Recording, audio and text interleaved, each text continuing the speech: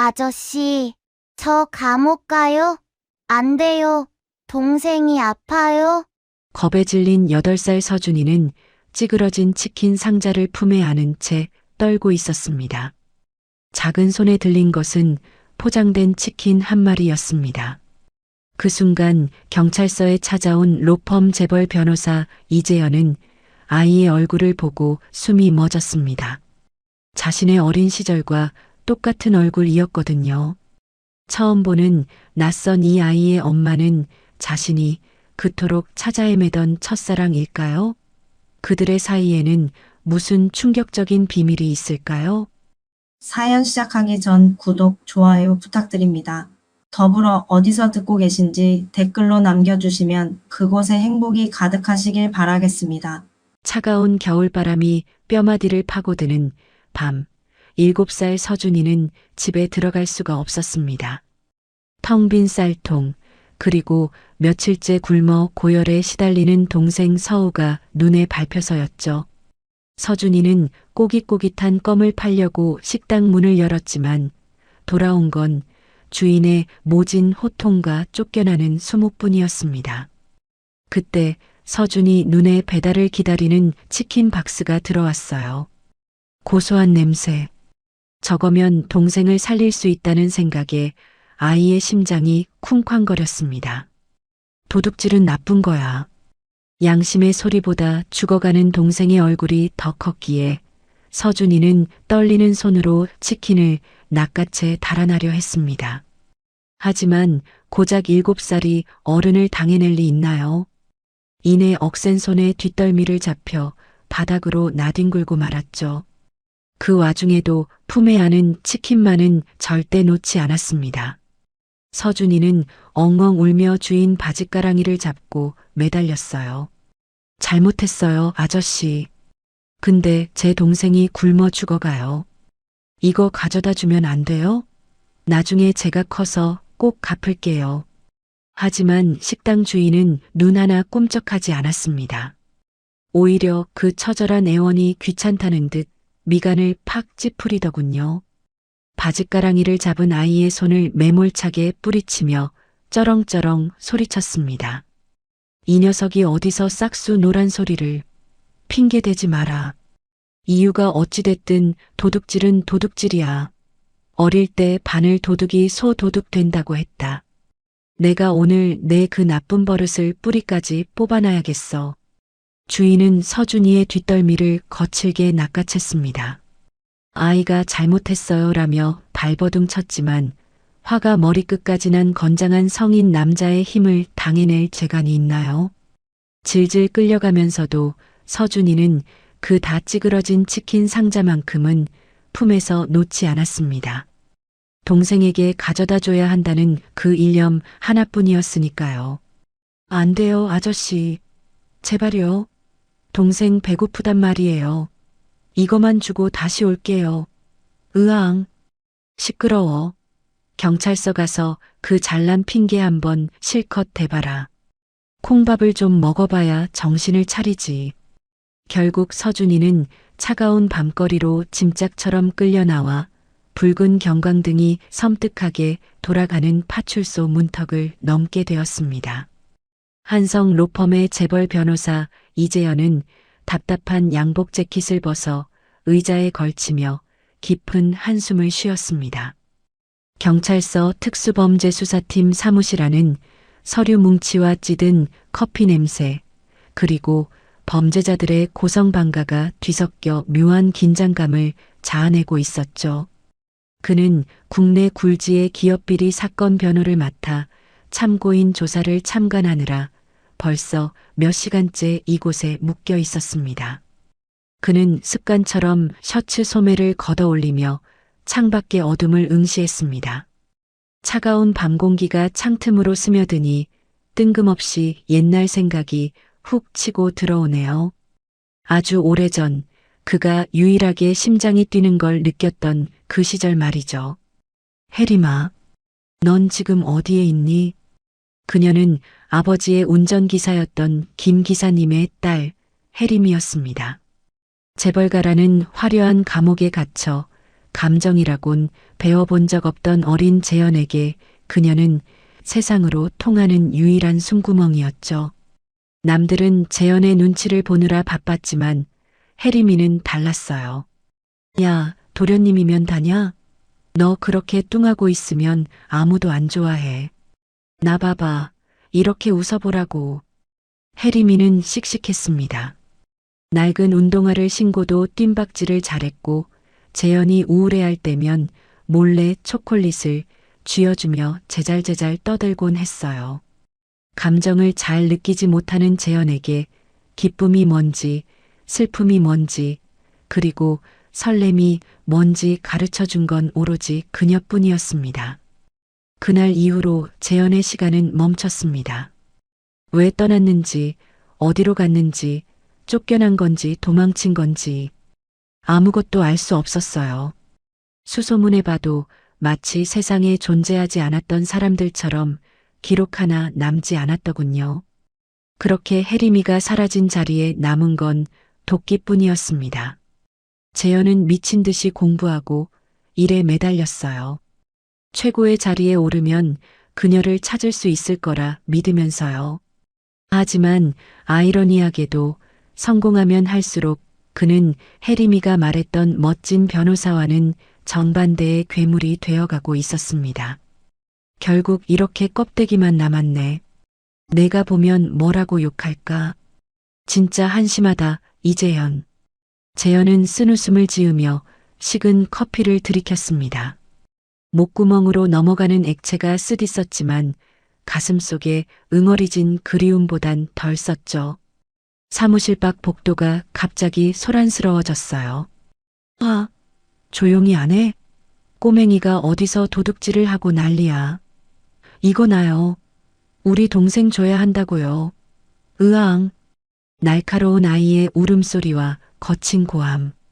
평소 같으면 시끄럽다고 인상을 썼을 재현이지만 이상하게 그 울음소리가 귀를 파고들었습니다. 마치 벼랑 끝에 몰린 짐승의 비명 같기도 하고 옛날 자신이 혜림이를 잃고 울부짖던 그 소리 같기도 해서요. 뭐야 시끄럽게. 재현은 저도 모르게 자리에서 일어나 문을 벌컥 열었습니다. 복도 한가운데 경찰관의 손에 질질 끌려오는 조그만 아이가 보였죠. 꾀재재한 몰골에 흙투성이가 된 채 품에 다 찌그러진 하얀 상자를 죽어라 끌어안고 있는 아이. 아이는 경찰관의 손을 뿌리치려고 안간힘을 쓰며 목이 터져라 소리치고 있었습니다. 잘못했어요. 근데 이거 우리 서우 먹어야 해요. 서우가 아프단 말이에요.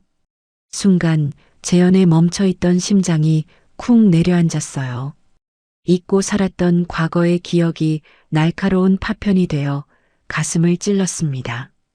무미건조했던 재현의 눈동자에 흔들리는 아이의 눈망울이 박혔고 그는 무언가에 홀린 사람처럼 천천히 아이를 향해 발걸음을 옮기기 시작했습니다.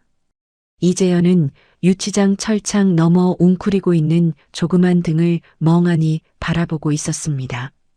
이상했죠.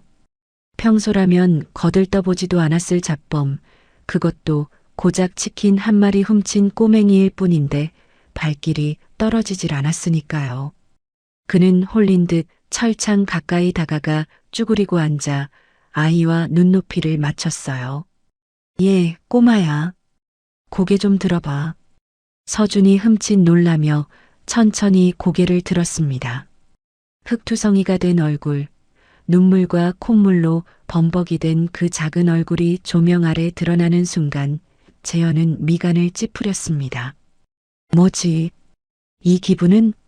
아이는 묘하게 낯이 익었습니다.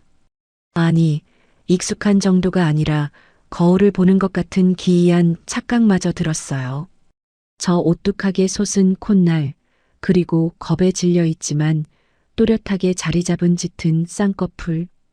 그건 재현 자신이 어릴 적 앨범에서 수도 없이 봤던, 그리고 매일 아침 거울 속에서 마주하는 자신의 이목구비와 소름 끼치도록 닮아 있었거든요.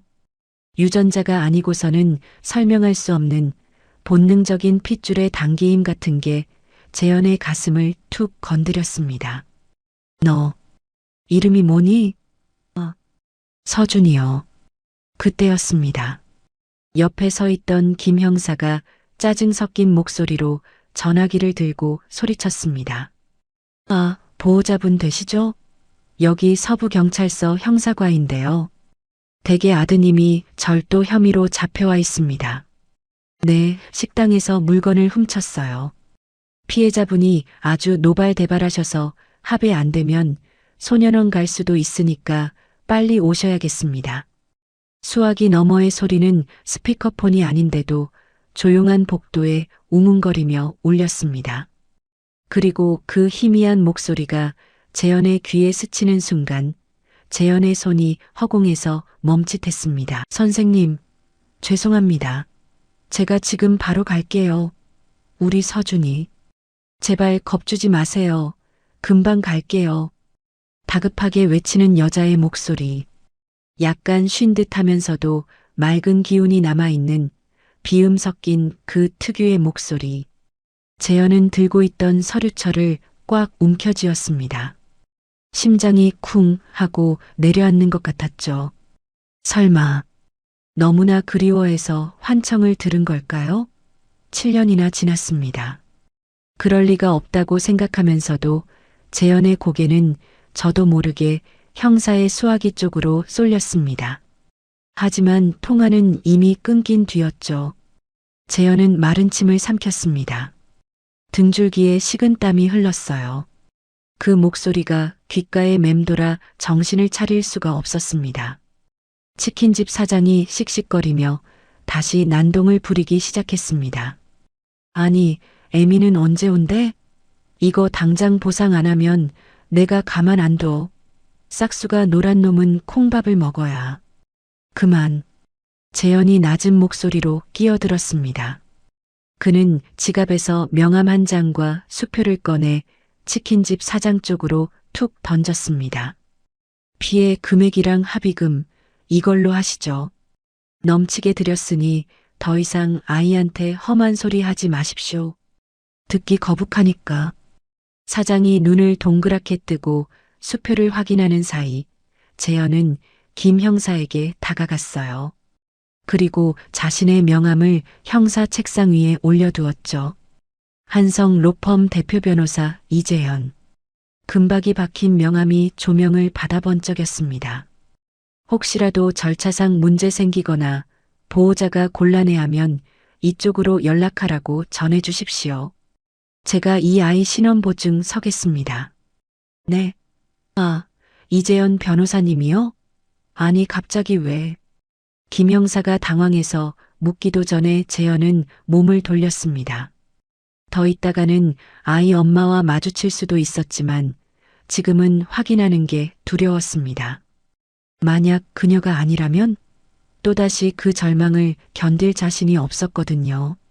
그리고 만약 그녀라면 왜 이런 꼴을 하고 아이를 방치했는지 따져 묻기 전에 무너져버릴 것만 같았습니다. 재현은 도망치듯 경찰서를 빠져나와 자신의 세단에 올라탔습니다. 시동을 걸었지만 출발하지 못하고 핸들에 머리를 박았습니다. 미치겠네 진짜.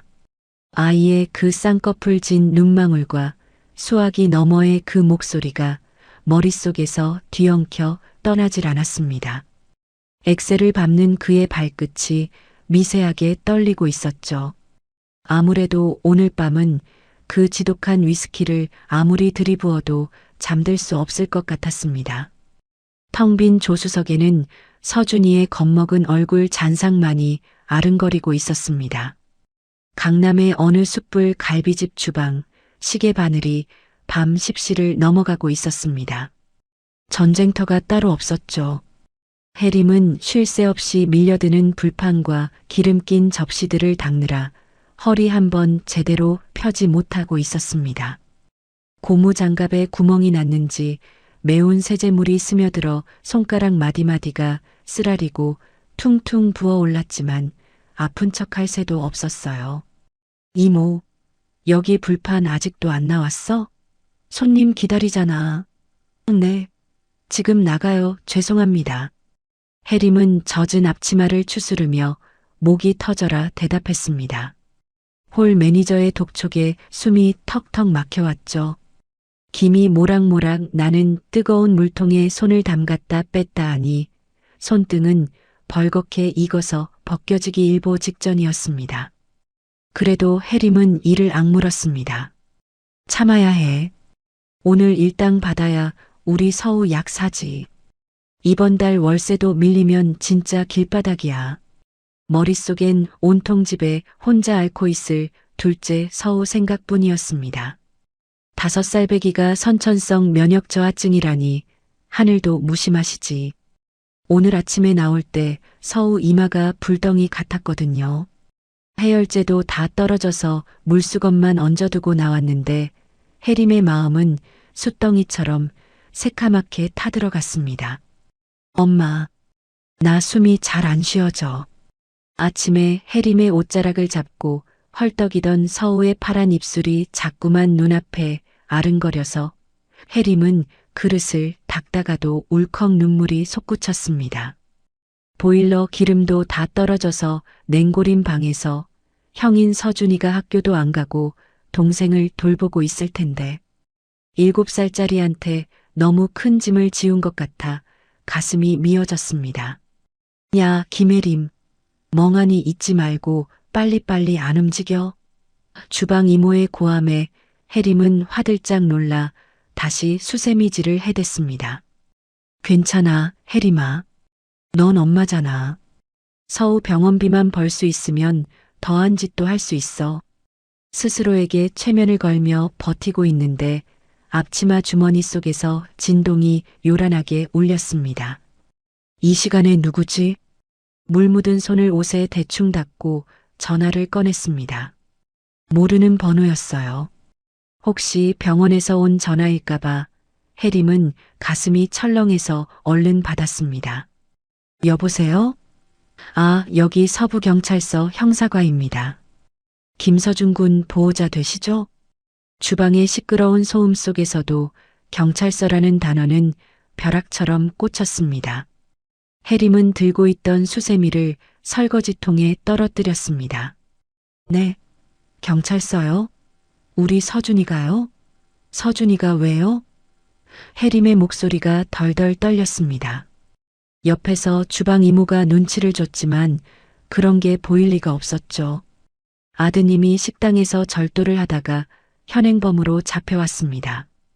주인분이 합의 절대 안 해준다고 난리가 났으니까 보호자분 지금 당장 오셔야겠습니다.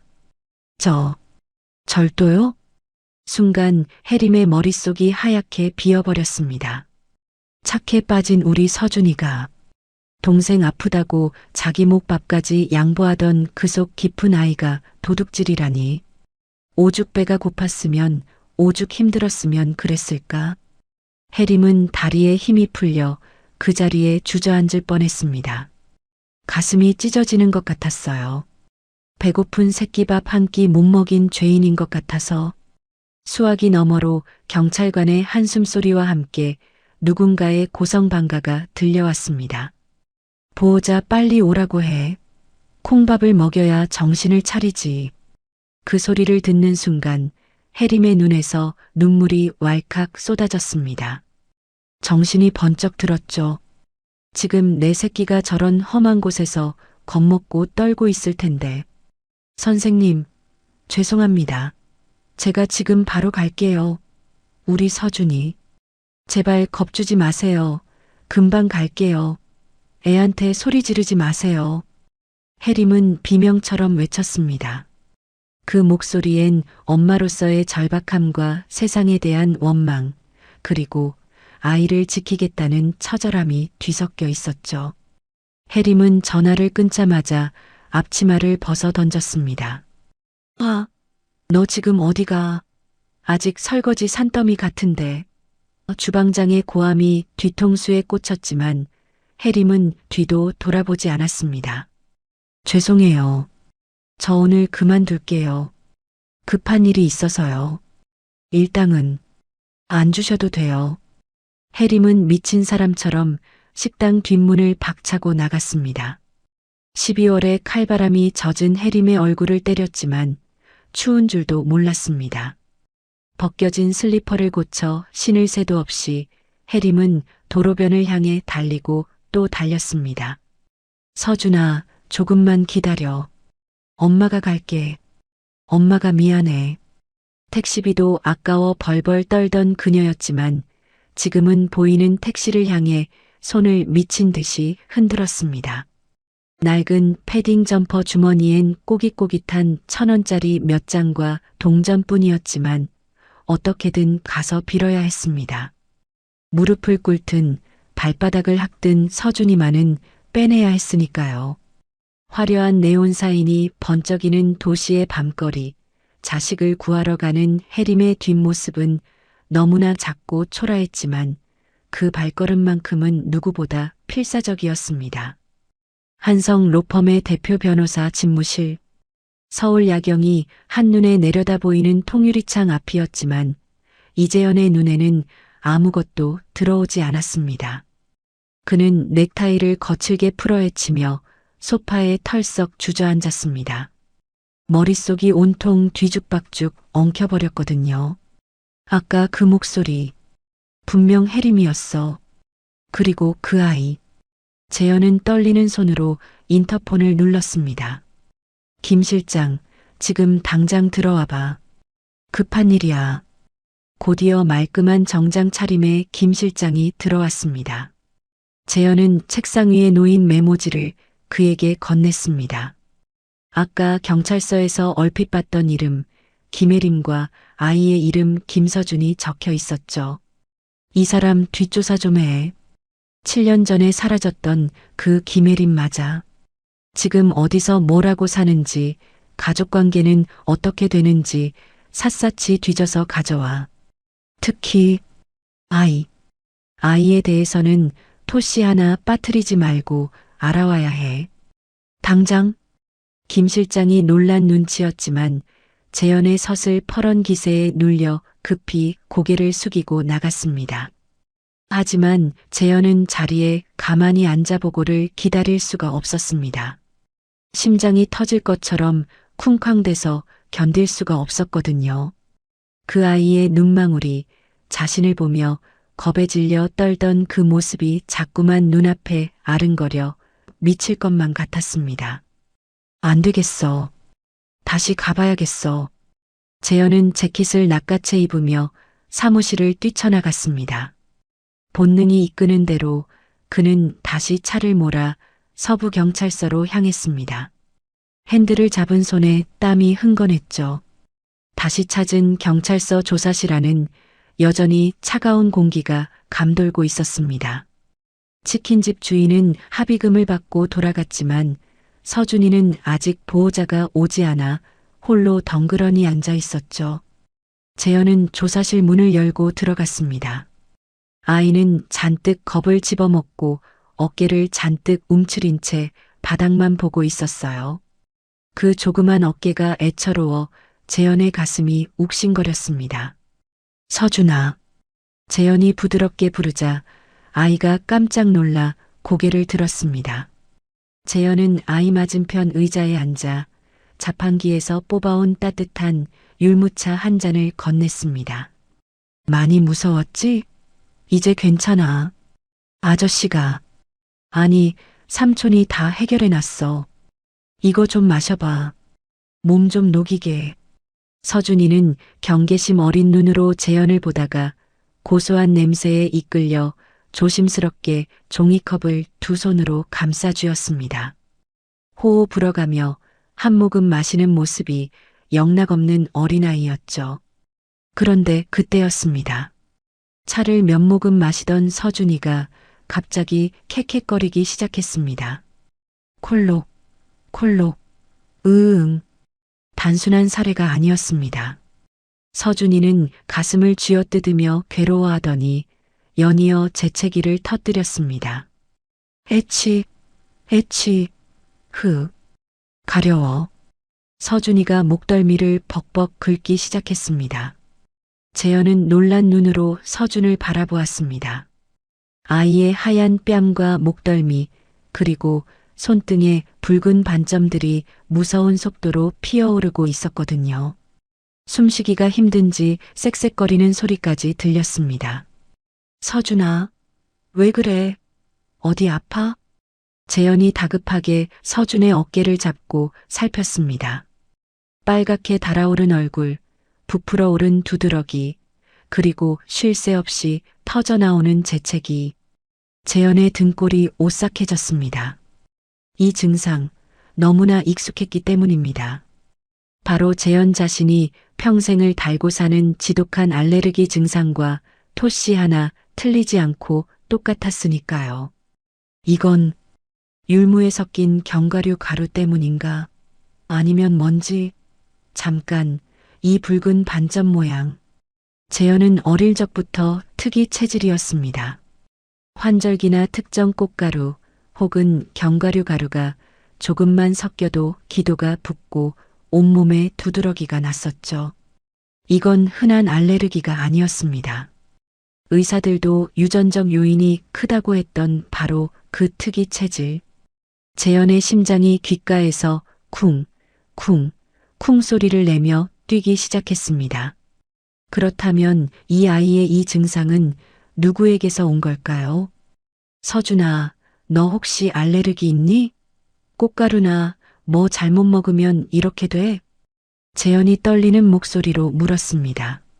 서준이는 눈물 콧물 범벅이 된 채 힘겹게 고개를 끄덕였습니다. 네. 훌쩍 봄에는 꽃가루 때문에 숨도 잘 못 쉬고요. 땅콩이나 호두 같은 거 먹으면 막 가렵고 그래요. 엄마가 쿨럭, 엄마가 항상 조심하라고 했는데. 서준의 대답은 결정타였습니다. 재현은 망치로 머리를 한 대 얻어맞은 듯 멍해졌습니다. 꽃가루 알레르기와 견과류 알레르기, 그리고 자신과 똑같은 쌍꺼풀과 콧날. 이건 우연일 수가 없었습니다. 수십억 분의 1의 확률로도 설명이 안 되는 명백한 핏줄의 증거였으니까요.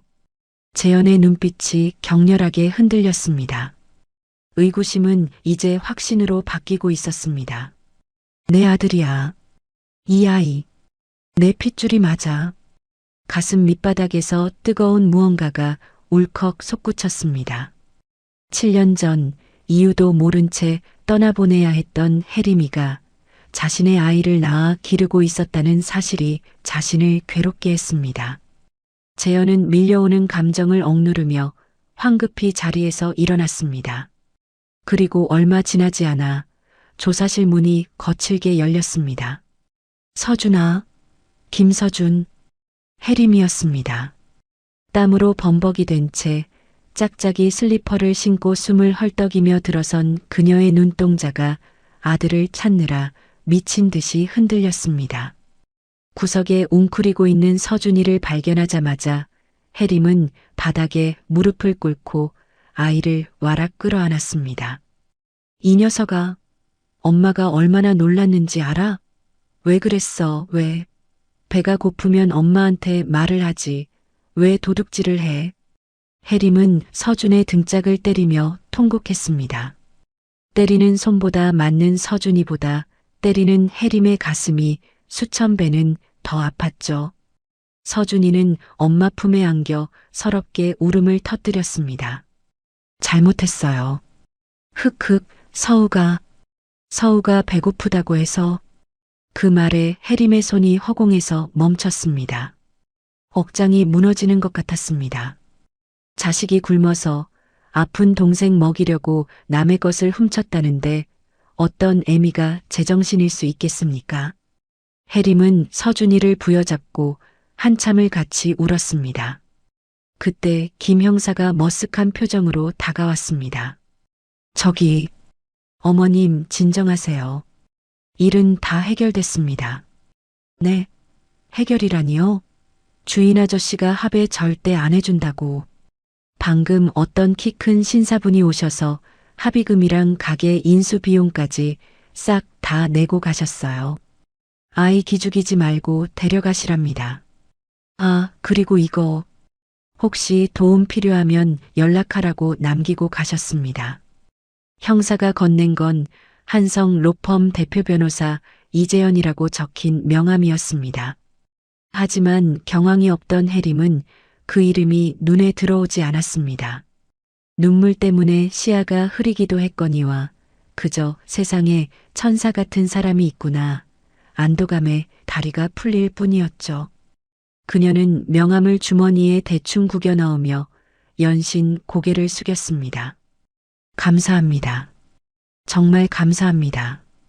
해림은 서준의 손을 꼭 잡고 경찰서를 나섰습니다. 차가운 밤 공기가 폐부를 찔렀지만 쉴 틈이 없었습니다. 그녀의 발걸음은 곧장 근처의 낡은 종합병원으로 향했습니다. 다인실 병동 한 구석, 커튼으로 가려진 좁은 침대 위에 둘째 서우가 입원해 있었기 때문입니다. 병원에 도착하자마자 해림은 서우의 침대로 달려갔습니다. 산소 마스크를 쓴 채 가쁘게 숨을 몰아쉬는 서우의 얼굴은 백지장처럼 하얗게 질려 있었죠.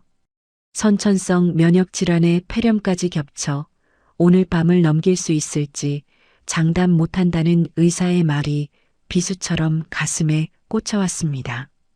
서우야, 엄마 왔어. 형아도 왔어. 해림은 퉁퉁 부은 손으로 서우의 이마를 짚었습니다. 열은 여전히 불덩이 같았어요. 옆에 서 있던 서준이도 까치발을 들고 동생의 손을 잡았죠. 서우야, 형아 왔어. 안 아프게 해줄게.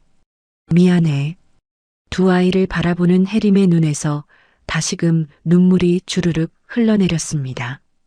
낮에는 식당 설거지, 밤에는 공장 야간조, 주말에는 청소일까지 하며 뼈가 부서져라 일했지만 병원비는커녕 입에 풀칠하기도 버거운 현실이었으니까요. 1인실은 꿈도 못 꾸고 돗대기 시장 같은 6인실 구석에서 쪽잠을 자야 하는 신세가 처량하기 그지없었습니다. 해림은 깊은 한숨을 내쉬며 낡은 간이의자에 주저앉았습니다. 식당에서 튀어온 기름때 묻은 앞치마가 병원의 하얀 시트와 대비되어 유난히 더럽고 부끄럽게 느껴졌네요. 주머니 속에서 아까 받은 명함 끝자락이 보였지만 꺼내볼 엄두도 나지 않았습니다. 남의 도움을 받는 것도 한두 번이지 빚만 늘어가는 이 지옥 같은 삶이 언제 끝날지 까마득했으니까요. 그때였습니다. 주머니 속 폴더폰이 짧게 진동했어요. 해림은 가슴을 졸이며 액정을 확인했습니다. 원무과 김서우 환자 미납병원비 380만 원. 금일까지 납부 안 될 시 강제 퇴원 조치 될 수 있습니다. 문자를 보는 순간 해림의 눈앞이 캄캄해졌습니다. 숨이 턱 막히는 것 같았죠. 당장 주머니에 있는 돈이라곤 꼬깃꼬깃한 1,000원짜리 몇 장과 동전뿐인데 380만 원이라니요. 해림은 떨리는 손으로 휴대폰을 꽉 움켜쥐었습니다. 세상이 온통 벽으로 둘러싸인 것만 같았습니다. 엄마, 배고파. 경찰서에서 잔뜩 긴장했던 탓인지 서준이가 서우 침대 발치에 웅크린 채 잠꼬대를 했습니다. 그 소리가 해림의 가슴을 후벼 팠습니다. 굶주린 배를 움켜쥐고 도둑질까지 하게 만든 못난 엄마. 해림은 서준이에게 덮어줄 이불조차 마땅치 않아 자신이 입고 있던 낡은 패딩 점퍼를 벗어 아이 어깨 위에 조심스럽게 덮어주었습니다. 미안해, 서준아. 엄마가 정말 미안해. 해림은 아이들의 머리맡에 앉아 곤히 잠든 얼굴들을 물끄러미 바라보았습니다. 서우의 쌕쌕거리는 거친 숨소리와 서준이의 고단한 콧꼬리 소리가 좁은 커튼 안을 가득 채웠죠. 이 작은 생명들이 무슨 죄가 있어서 이런 고통을 겪어야 하는 걸까요? 죄가 있다면 가난한 부모를 만난 죄, 힘없는 엄마를 만난 죄밖에 없을 텐데 말입니다.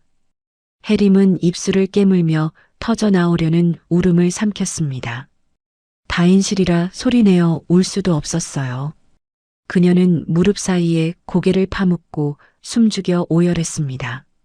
어깨가 들썩일 때마다 식당 앞치마 위로 뜨거운 눈물이 뚝뚝 떨어져 얼룩을 만들었죠. 하느님, 제발이요. 제 목숨을 가져가셔도 좋아요. 제발 우리 아이들만 살려주세요. 서우 수술만 받게 해주세요. 해림은 마음속으로 빌고 또 빌었습니다. 하지만 대답 없는 하늘은 야속하기만 했네요. 창밖에는 화려한 서울의 야경이 보석처럼 반짝이고 있었지만 유리창에 비친 해림의 모습은 너무나 초라하고 늙어버린 낯선 여자의 형상일 뿐이었습니다.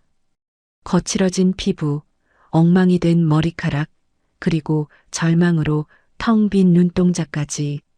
과거 이재영과 함께 꿈꿨던 행복한 미래는 이제 기억조차 나지 않는 먼지처럼 흩어져 버렸습니다.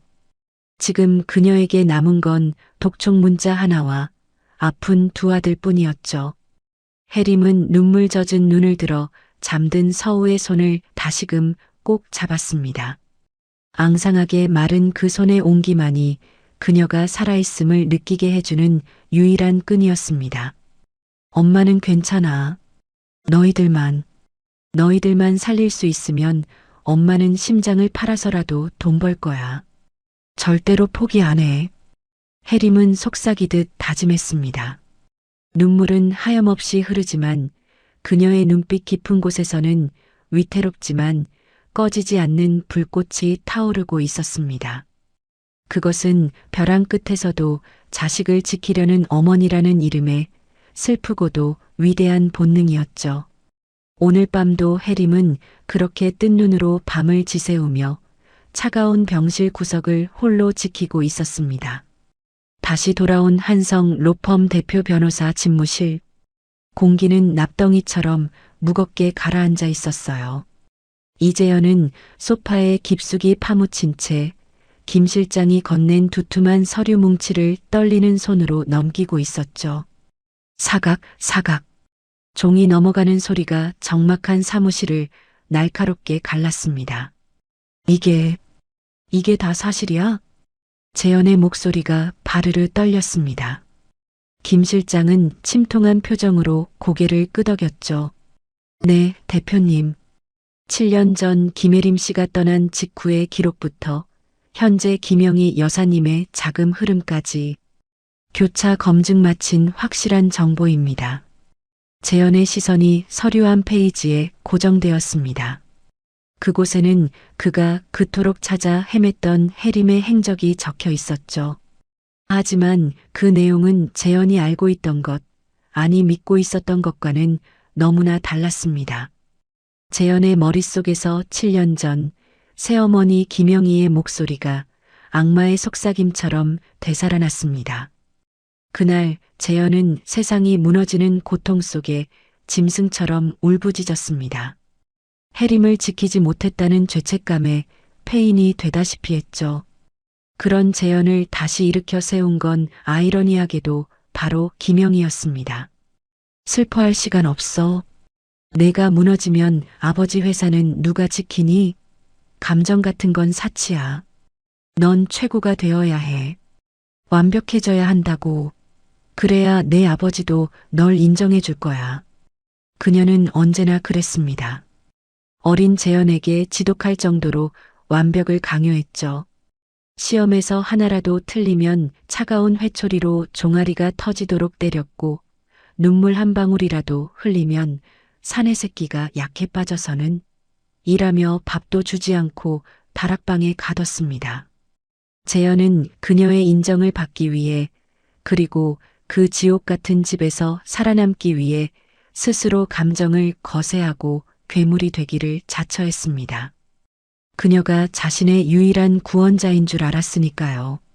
하지만 서류 속 진실은 참혹했습니다. 납치나 감금보다 더 잔인한 영혼의 살인이 그곳에 적혀 있었거든요. 2018년 5월 김영희 여사, 김혜림 접촉. 아이를 지우고 떠나지 않으면 이재현의 앞길을 막아버리겠다. 로펌 후계자 자리에서 박탈시키고 빈털터리로 만들겠다고 협박.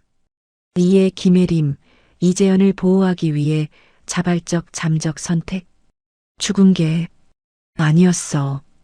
재현의 입에서 짐승 같은 신음이 터져 나왔습니다. 김영희는 혜림이 재현의 아이를 가졌다는 사실을 알고 있었습니다. 하지만 혜림을 쥐도 새도 모르게 없애는 대신 혜림의 가장 약한 고리인 이재현에 대한 사랑을 이용했던 겁니다. 떠나지 않으면 재현이가 망가진다. 그래서 숨은 거야? 나 때문에? 재현의 손이 부들부들 떨렸습니다. 혜림은 자신이 떠나야만 재현이 무사할 수 있다고 믿었던 겁니다.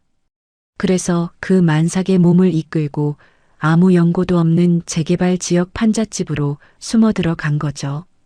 김영희의 눈을 피해 숨을 죽이고 이름도 바꾸고 그 가난과 고통을 홀로 감내하면서 아이들을 키워낸 겁니다. 어떻게, 사람이 어떻게 이래. 내가 혜림이를 얼마나 사랑했는데. 재현은 주먹으로 테이블을 쾅 내리쳤습니다. 묵직한 대리석 테이블이 쩌렁 울릴 정도로 강력한 분노였죠. 손등이 까져 피가 배어 나왔지만 아픔조차 느껴지지 않았습니다. 하지만 김영희의 악행은 여기서 끝이 아니었습니다. 서류 뒷장에는 더 기가 막힌 내용이 담겨 있었거든요. 이건 또 뭐야? 페이퍼 컴퍼니? 김 실장이 조심스럽게 설명했습니다. 네. 여사님께서 지난 10년간 로펌의 수임료와 회사 공금 일부를 빼돌려 오셨습니다. JH홀딩스라는 유령 회사를 통해 해외로 자금을 세탁하고 그 돈으로 차명 부동산과 주식을 매입하고 계셨더군요. 대표님 몰래 비자금을 조성해 나중에 대표님을 경영 일선에서 물러나게 할 계획까지 세우고 계셨습니다. 재현은 헛웃음이 터져 나왔습니다. 기가 막혀서 말도 안 나왔죠. 하하. 그러니까 나를 감정 없는 로봇으로 키운 이유가 이거였어? 죽어라 일만 시켜서 돈 벌어오게 만들고 뒤로는 내 등 처먹으면서 자기 배 불리려고? 어린 시절 그토록 따르고 싶었던 어머니. 피 한 방울 섞이지 않았어도 자신을 위해 주는 줄 알았던 그 여자가 사실은 재현을 철저히 이용하고 고립시킨 장본인이었던 겁니다. 사랑하는 여자와 아이를 떼어놓고 평생을 죄책감 속에 살게 만든 것도 모자라 이제는 회사를 통째로 삼키려 했다니. 배신감이 뼈에 사무쳤습니다. 재현의 눈빛이 싸늘하게 식었습니다. 뜨거운 분노가 차가운 살기로 바뀌는 순간이었죠. 그는 서류 속에 끼워져 있던 혜림과 서준의 사진을 꽉 움켜쥐었습니다. 꼬질꼬질한 얼굴로 해맑게 웃고 있는 서준이, 그리고 삶에 지쳐 야위었지만 여전히 고운 혜림이, 자신이 지켜주지 못해 망가져버린 내 가족. 그들의 잃어버린 7년이 재현의 가슴을 난도질했습니다. 김 실장. 네, 대표님. 이 자료 원본 싹 다 복사해서 안전한 금고에 넣어둬. 그리고 당장 차 대기시켜. 재현은 자리에서 벌떡 일어났습니다. 넥타이를 거칠게 풀어던지고 셔츠 단추를 하나 풀었습니다. 답답해서 터질 것 같은 가슴을 진정시키려는 듯 했죠. 눈가에는 물기가 어렸지만 인매는 그 어느 때보다 단단하게 굳어 있었습니다. 어디로 모실까요? 어디긴 어디야. 경찰서지. 내 아들, 그리고 내 여자 데리러 가야지. 재현은 서류를 챙겨 들고 사무실을 나섰습니다. 발걸음마다 땅이 울리는 듯 했어요. 7년 동안 김영희라는 마녀의 소나기에서 꼭두각시 노릇을 했던 멍청한 이재현은 이제 죽었습니다. 이제 남은 건 빼앗긴 가족을 되찾고 복수의 칼날을 겨누는 아버지이자 남편, 진짜 이재현뿐이었습니다. 그리고 김영희 그 여자한테 전해. 내일 아침 이사회 소집할 거라고. 내 인생 송두리째 훔쳐간 데가 아주 처절하게 치르게 해줄 테니까 목 닫고 기다리라고 해. 그의 등 뒤로 사무실의 불이 꺼지고 도시의 어둠 속으로 그가 탄 차가 미친 듯이 질주하기 시작했습니다. 이제 모든 진실을 알게 된 사자의 포효가 시작된 것입니다. 성북동의 으리으리한 저택, 굳게 닫힌 대문이 거칠게 열렸습니다. 이재현의 검은 세단이 마당을 가로질러 현관 앞에 급정거했죠. 차에서 내리는 재현의 눈빛은 한겨울 밤 공기보다 더 차갑게 얼어붙어 있었습니다. 도련님, 연락도 없이 어쩐 일이십니까? 놀란 가정부가 달려나왔지만 재현은 대꾸도 없이 거실로 성큼성큼 걸어 들어갔습니다. 거실 소파에는 김영희가 우아하게 차를 마시고 있었습니다. 최고급 실크 잠옷에 감긴 그녀의 모습은 낡은 식당 앞치마를 두르고 울던 혜림의 모습과 겹쳐져 재현의 속을 뒤집어 놓기에 충분했습니다. 어머, 재현아. 이 밤중에 무슨 일이니? 예의 없게. 김영희는 찻잔을 내려놓으며 눈살을 찌푸렸습니다. 재현은 들고 있던 누런 서류 봉투를 김영희 앞 테이블에 탁 하고 던졌습니다. 그 안에 들어있던 사진들이 우수수 쏟아져 나왔죠. 혜림이 만삭일 때 찍힌 사진, 판잣집에서 아이를 안고 있는 사진, 그리고 김영희가 심어둔 깡패들이 혜림을 협박하는 장면까지. 이게 뭐니? 김영희의 눈동자가 흔들렸습니다. 설명해 보시죠. 죽었다던 혜림이가 왜 살아있는지, 사고로 죽었다던 내 아이가 왜 저런 판잣집에서 굶고 있는지. 재현의 목소리는 낮았지만 억눌린 분노로 끓고 있었습니다. 김영희는 잠시 당황하는가 싶더니 이내 코웃음을 쳤습니다. 기어이 뒷조사를 했니? 그래, 살아있다. 그래서 뭐? 천한 것들이 내 앞길 막는 꼴 못 봐서 내가 좀 치워뒀다. 그게 뭐 잘못됐니? 다 너를 위해서. 나를 위해서? 재현이 기가 막히다는 듯 헛웃음을 터뜨렸습니다. 나를 위해서 내 여자를 협박하고 내 자식을 죽은 사람 취급해? 나를 위한다는 사람이 회사 돈을 횡령해서 페이퍼 컴퍼니를 만들어? 재현이 또 다른 서류 뭉치를 던졌습니다. JH홀딩스 자금 세탁 내역. 그 서류를 보는 순간 김영희의 얼굴이 백지장처럼 하얗게 질렸습니다. 너 이거 어디서? 어머니. 아니, 김영희 씨. 재현은 싸늘한 눈으로 그녀를 내려다보았습니다. 당신은 날 아들이라고 생각한 적 없어. 그저 당신 욕심 채워줄 멍청한 꼭두각시가 필요했을 뿐이지. 완벽해야 한다고? 감정은 사치라고? 웃기지 마. 당신이 만든 그 완벽한 괴물이 이제 당신을 어떻게 씹어먹는지 똑똑히 봐.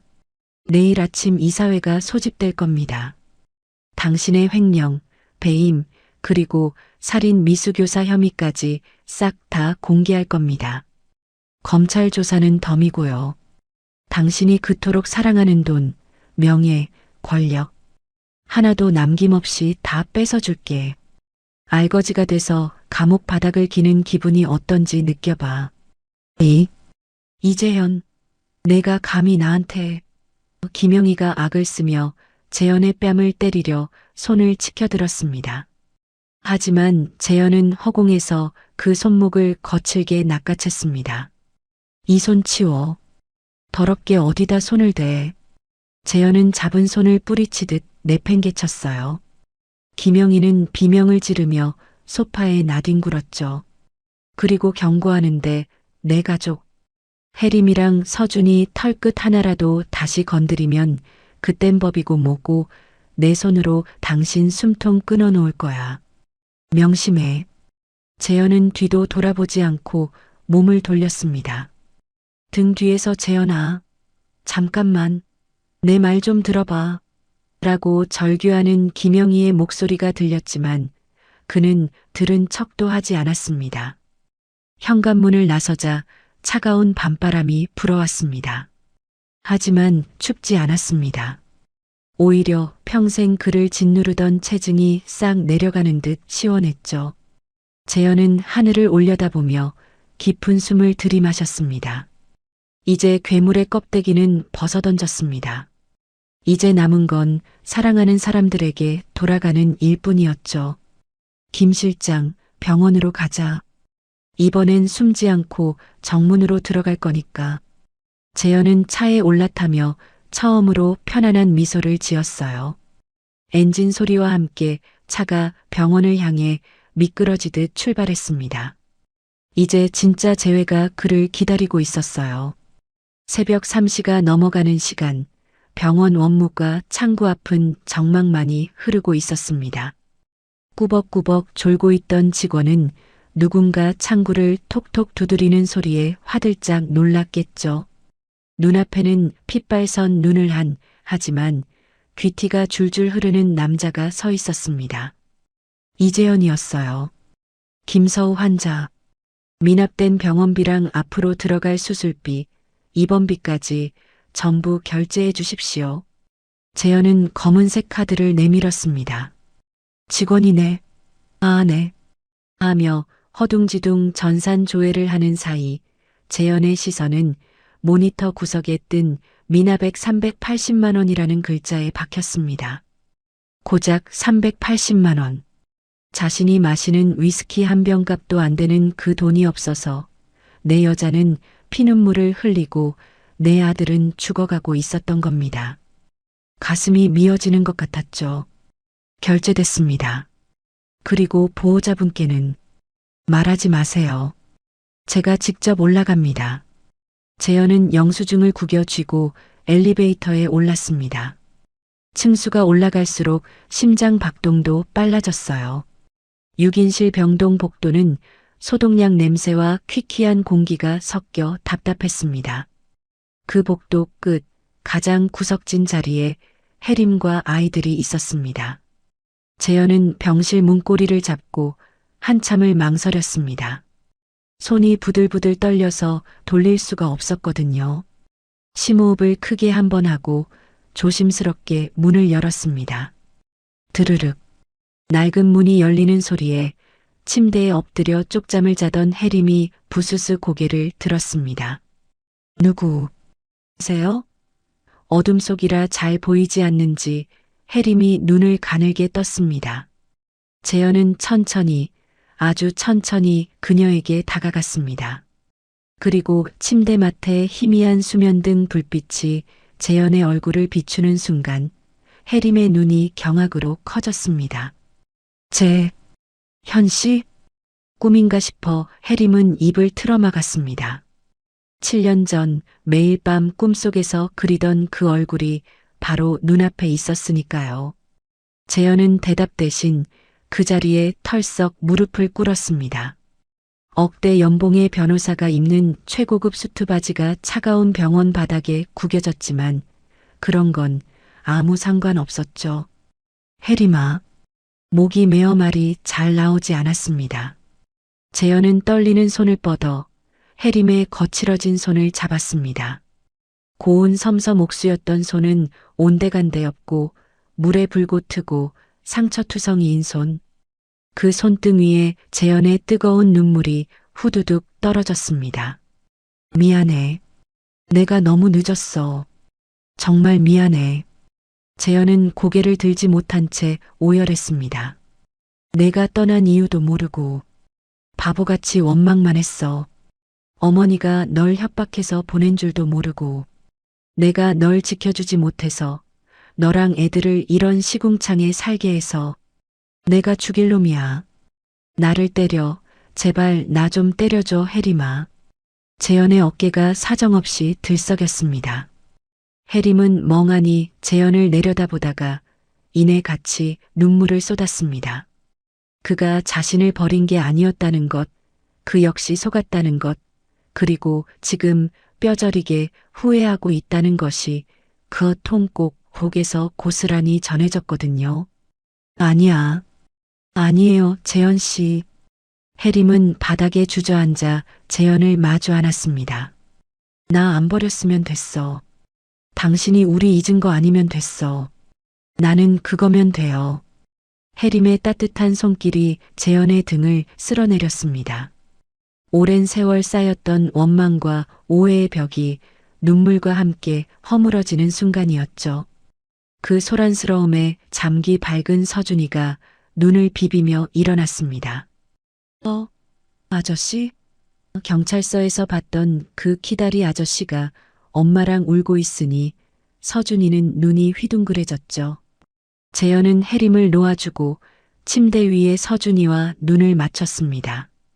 그리고 옆 침대에서 산소호흡기를 끼고 잠든 서우의 얼굴도 바라보았죠. 서준아, 서우야. 아빠가 정말 미안하다. 너희들을 혼자 두게 해서, 아프게 해서. 아빠가 정말 죽을 죄를 지었어. 아빠? 서준이의 입이 벌어졌습니다. 어렴풋이 느끼고는 있었지만 정말로 아빠라는 말을 들으니 가슴이 쿵쾅거렸겠죠. 아이의 눈빛에서 불안감 대신 묘한 안도감이 스쳐 지나갔습니다. 그때였습니다. 옆 침대의 서우가 가느다란 신음과 함께 눈을 떴습니다. 낯선 아저씨가 울고 있는 모습에 놀랄 법도 한데 서우는 본능적으로 알았나 봅니다. 고사리 같은 손을 뻗어 재현의 젖은 뺨을 조심스럽게 만졌습니다. 아빠? 모기만한 그 목소리가 재현의 심장을 관통했습니다. 재현은 으흑 하고 터져나오는 울음을 참지 못하고 서우를 와락 끌어안았습니다. 그래, 아빠야. 아빠가 왔어, 서우야. 이제 안 아파도 돼. 아빠가 다 해줄게. 서우의 작은 몸에서 전해지는 미열과 심장 박동이 재현의 텅 비어있던 영혼을 가득 채워주었습니다. 아이들의 순수한 마음은 상처받은 어른들을 치유하는 가장 강력한 약이었으니까요. 재현은 양팔로 해림과 서준, 서우를 모두 품에 안고 놓지 않았습니다. 가족의 온기가 비로소 하나로 합쳐지는 순간이었죠. 한참을 그렇게 울고 났을까요? 병실 안에는 어느새 따뜻한 기운이 감돌고 있었죠. 해림은 눈물을 닦고 재현의 옆에 앉아 아이들의 머리칼을 쓰다듬었습니다. 그녀의 헬쑥한 얼굴에 7년 만에 처음으로 아주 희미하지만 진짜 편안한 미소가 번졌습니다. 재현 씨, 이제 우리 진짜 다시 만난 거죠?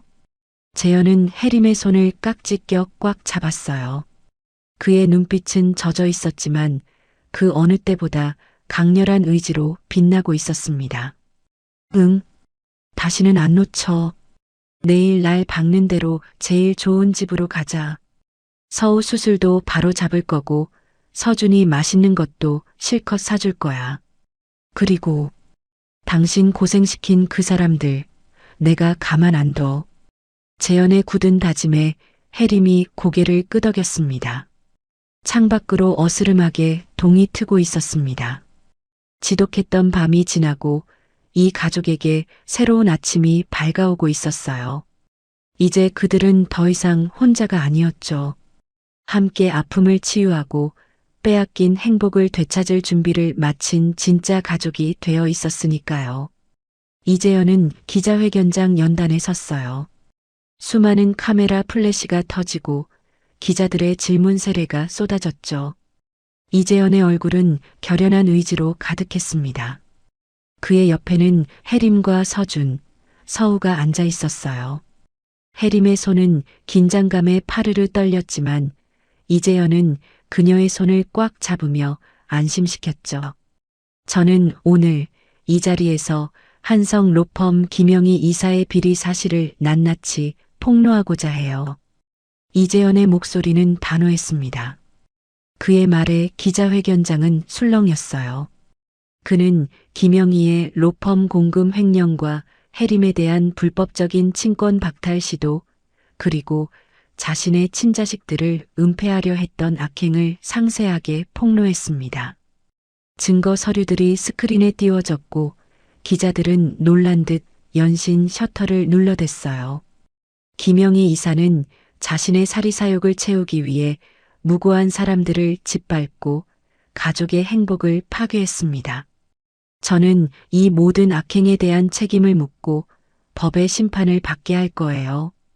이재현의 목소리가 쩌렁쩌렁 울렸습니다. 기자회견장 한편에 앉아있던 김영희는 이재현의 폭로에 얼굴이 하얗게 질렸어요. 그녀의 입술은 파르르 떨렸고 눈동자는 흔들렸습니다. 그때 경찰관들이 김영희에게 다가갔죠. 김영희 씨, 공금 횡령 및 불법 친권 박탈 시도 혐의로 체포합니다. 경찰관의 말에 김영희는 비명을 질렀어요. 그녀는 발버둥 쳤지만 경찰관들은 그녀의 손목에 차가운 수갑을 채웠습니다. 김영희는 현장에서 체포되었죠. 이재현은 김영희가 끌려가는 모습을 물끄러미 바라보았습니다. 그의 눈빛은 싸늘하게 식어 있었어요. 기자회견이 끝난 후 이재현은 한성 로펌에 사직서를 제출했어요. 그는 더 이상 재벌 변호사로 살고 싶지 않았습니다.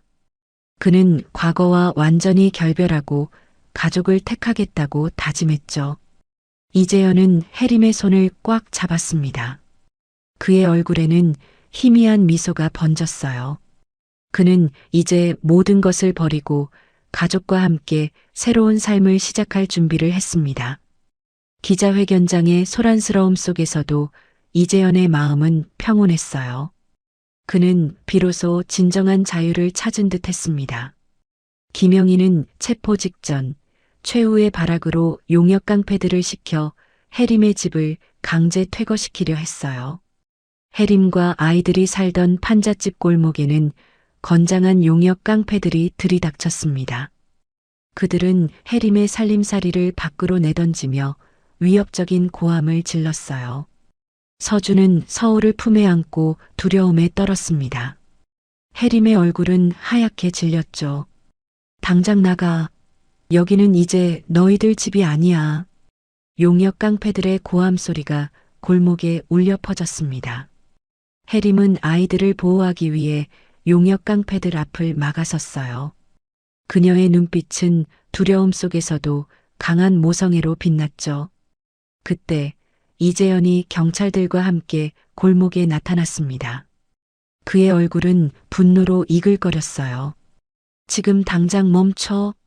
이 모든 것은 불법적인 행위예요.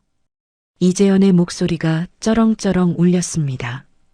용역 깡패들은 이재현의 등장의 순간 당황한 듯 움직임을 멈췄어요. 이재현은 김영희의 비리 폭로로 그녀의 모든 권력과 재력이 몰락했음을 알렸습니다. 경찰들은 용역 깡패들을 제지하고 강제 퇴거 계획을 무산시켰죠. 해림 가족은 가까스로 위기를 넘겼습니다. 해림은 이재현을 바라보며 안도의 한숨을 내쉬었어요.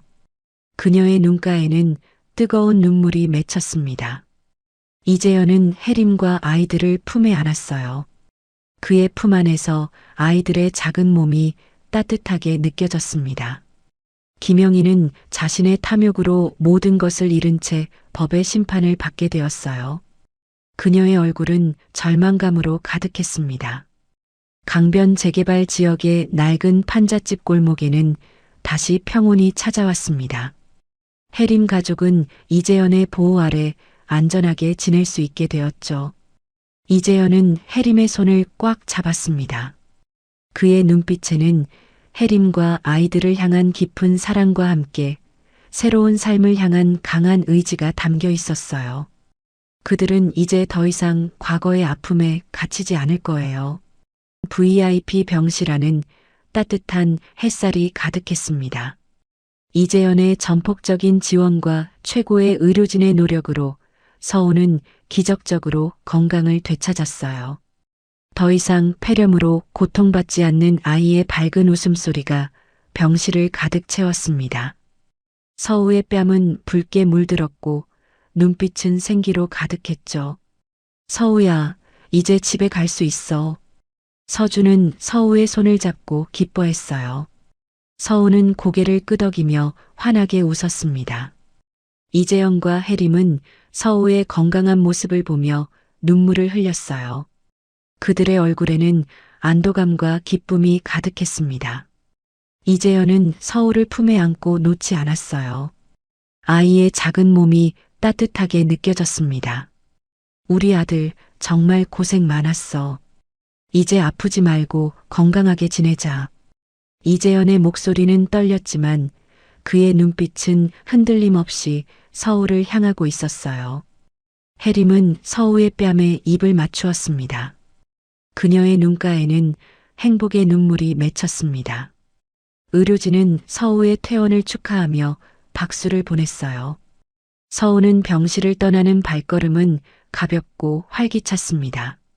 더 이상 휠체어에 앉아있지 않아도 되었죠. 그는 서준의 손을 잡고 폴짝폴짝 뛰었어요. 병원 복도에는 서우의 맑은 웃음소리가 울려 퍼졌습니다. 그 웃음소리는 이재현 가족에게 큰 기쁨과 희망을 가져다 주었어요.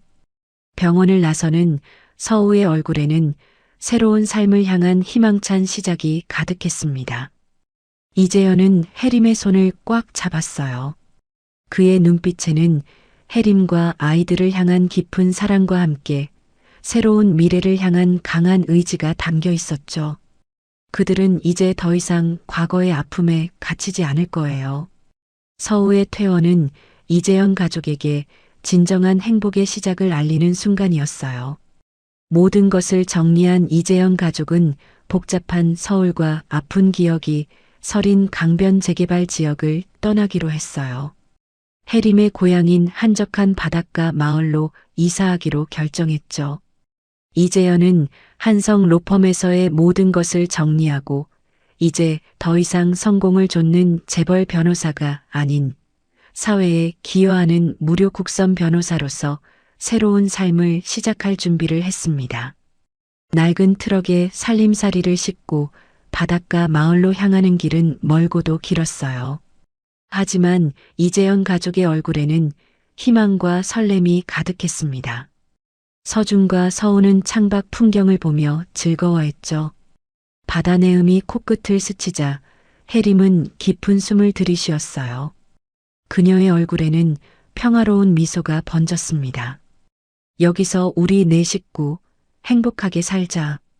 이재현은 혜림의 손을 꽉 잡으며 말했어요. 혜림은 고개를 끄덕였습니다. 새로운 보금자리는 작은 시골 마을의 아담한 집이었어요. 집 앞에는 푸른 바다가 펼쳐져 있었고 파도 소리가 잔잔하게 들려왔습니다. 이재현은 집 안으로 들어서며 깊은 숨을 내쉬었어요. 그의 마음속에는 평온함이 가득했습니다. 아이들은 집 안을 뛰어다니며 즐거워했어요. 서우의 맑은 웃음소리가 집 안가득 울려 퍼졌습니다. 이재현은 그런 아이들의 모습을 보며 흐뭇하게 미소 지었어요. 그는 이제 진정한 삶의 가치를 깨달았습니다. 부와 명예가 아닌 가족과 함께하는 소박한 행복이 얼마나 소중한 것인지 알게 되었죠. 새로운 보금자리에서 그들은 진정한 행복을 찾아갈 준비를 했어요. 이재현은 바다를 바라보며 깊은 생각에 잠겼습니다. 그의 눈빛에는 새로운 삶을 향한 강한 의지와 함께 혜림과 아이들을 향한 깊은 사랑이 담겨 있었어요. 그는 이제 과거의 모든 아픔을 잊고 새로운 미래를 향해 나아가겠다고 다짐했습니다. 바닷가 마을의 잔잔한 파도 소리가 그들의 새로운 시작을 축복하는 듯 했어요. 1년 후 바닷가 마을의 아침은 평온했습니다. 창밖으로는 푸른 바다가 끝없이 펼쳐져 있었고 잔잔한 파도 소리가 평화롭게 들려왔어요. 이재현은 시골 마을의 무료 국선 변호사로, 혜림은 아동센터 봉사자로 새로운 삶을 살고 있었죠. 그들의 얼굴에는 여유와 행복이 가득했습니다. 아빠, 엄마, 밥 주세요. 서준과 서우의 맑은 웃음소리가 집안 가득 울려 퍼졌습니다. 두 아이는 건강하고 밝게 성장했어요. 서우는 더 이상 아프지 않았고 서준은 활기찬 모습으로 집안을 뛰어다녔죠. 이재영과 혜림은 아이들의 웃음소리에 절로 미소가 지어졌습니다. 파도 소리가 들리는 아침, 가족은 함께 식탁에 둘러앉아 소박하지만 따뜻한 행복을 만끽했어요. 혜림이 직접 만든 된장찌개와 따뜻한 밥, 그리고 김이 모락모락 피어나는 계란말이가 식탁 위에 놓였습니다. 이재현은 혜림의 손을 잡으며 말했어요. 혜림아, 정말 고마워. 당신 덕분에 내가 이렇게 행복할 수 있게 되었어. 혜림은 이재현의 말에 환하게 웃었습니다. 그녀의 눈빛에는 이재현을 향한 깊은 사랑이 담겨 있었어요. 서준과 서우는 맛있게 밥을 먹으며 서로에게 짓궂은 장난을 쳤습니다. 이재현과 혜림은 그런 아이들의 모습을 보며 행복하게 웃었어요. 그들은 서로의 소중함을 다시금 느꼈습니다. 과거의 아픔과 고통은 이제 아득한 추억이 되었어요. 이재현 가족은 바닷가 마을에서 진정한 행복을 찾아가고 있었죠. 그들의 삶은 평온하고 아름다웠습니다. 바닷바람이 창문을 통해 불어와 그들의 머리카락을 부드럽게 스쳤어요. 이재현은 혜림의 손을 꽉 잡았습니다. 그의 마음속에는 영원한 사랑과 행복이 가득했어요. 어느 화창한 오후, 이재현은 바다가 보이는 아름다운 집 마당에서 혜림에게 진심을 담은 프로포즈를 했어요. 따뜻한 햇살이 그들의 얼굴을 비췄고 잔잔한 파도 소리가 배경음악처럼 들려왔습니다. 이재현은 무릎을 꿇고 혜림에게 작은 상자를 내밀었어요. 상자 안에는 영롱하게 빛나는 반지가 들어 있었습니다. 혜림아, 나랑 결혼해 줄래? 평생 당신과 아이들 곁에서 함께하고 싶어. 이재현의 목소리는 떨렸지만 그의 눈빛은 흔들림 없이 혜림을 향하고 있었어요. 혜림은 이재현의 프로포즈에 감격의 눈물을 흘렸습니다. 그녀의 얼굴에는 기쁨과 사랑이 가득했어요. 서준과 서우는 멀리서 엄마와 아빠의 모습을 지켜보며 환하게 웃었습니다. 네, 재현 씨, 결혼할게요. 혜림은 이재현의 손을 잡으며 고개를 끄덕였어요. 이재현은 혜림의 손에 반지를 끼워 주었습니다. 반짝이는 반지가 혜림의 손가락 위에서 아름답게 빛났어요. 이재현은 혜림을 품에 안고 놓지 않았습니다. 그의 품 안에서 혜림의 작은 몸이 따뜻하게 느껴졌어요. 우리 함께 셋째 아이를 맞이할 준비를 해요. 이재현의 말에 혜림은 다시 한번 감격의 눈물을 흘렸습니다. 그녀는 이재현의 품에 얼굴을 묻고 흐느꼈어요. 아이들의 웃음소리가 바닷가 마을의 평화로운 풍경과 어우러져 아름다운 하모니를 이루었습니다.